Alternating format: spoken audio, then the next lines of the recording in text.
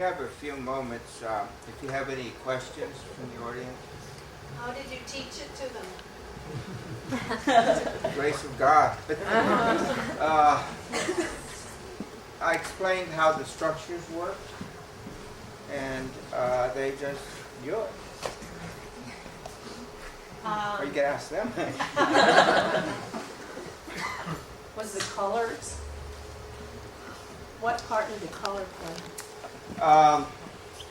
Actually, the white areas here are the glissandos you've heard, and all the white is a particular section of the glissandos.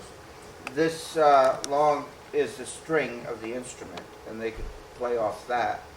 This is the staff indication, so it would be the fourth line up on the staff to the open or whatever string they're playing. These colors represented very specific pitches, of course, but the colors represented durations. Okay. The pizzicato sections you heard, and this and that. These big squares in the background are the, each time we come back, we add another string to it, so the whole piece gets richer and bigger. And we're able to get a lot of sound because each person is playing in their own staff. So you have three staffs going on. You have the bass, the violin, and the viola. So it gets kind of interesting that way. What about the tempo? The tempo? The tempo is indicated by the first the viola indicates the tempo here, the first violin in here, and so on. And when we're getting out of this section, which is generally increased, they only play within that section, the bass would glissando down to the low E, and everybody knew that that's where we were to go to here. Oh. Did they play it through more than once? Yeah, each time they're playing it through, they add a string. So the first time they play it through, it's the fourth string up. The second time, it's the fourth and the third. The third time, it's the first three, and then finally, the fourth time, they have all strings. So that's where you get that. So, yeah. But it's different. Excuse me? For what year did you paint that? 83. Yeah, it's close in 83. What about the negative? Excuse me? Christopher, I'm in awe of these musicians. I am too. And of I am you, too. and So of in awe. the universal intelligence to be able to communicate with each other, and with us. It just blows my mind. What about the negative space, Christopher? Not much.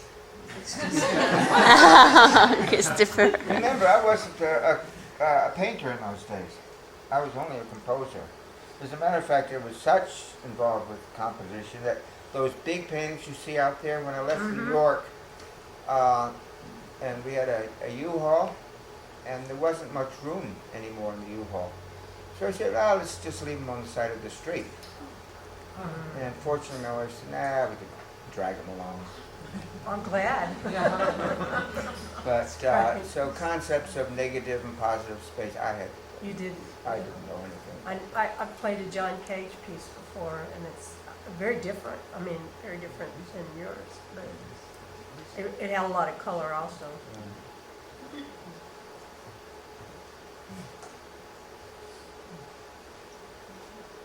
Anybody else? Well, I think we all played this together. There's another question, Christopher. Yes. There's one more question. Yeah. Oh, I'm sorry.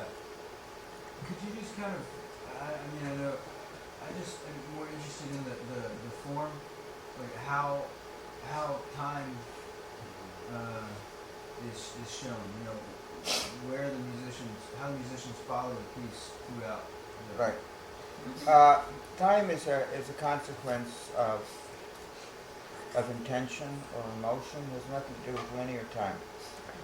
So where their focus goes, how would you explain something?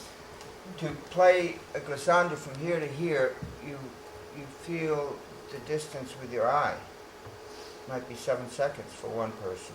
4 or 5 for another. So time is not linear. It's pure perspective of sensation, which makes it really fun. Yeah.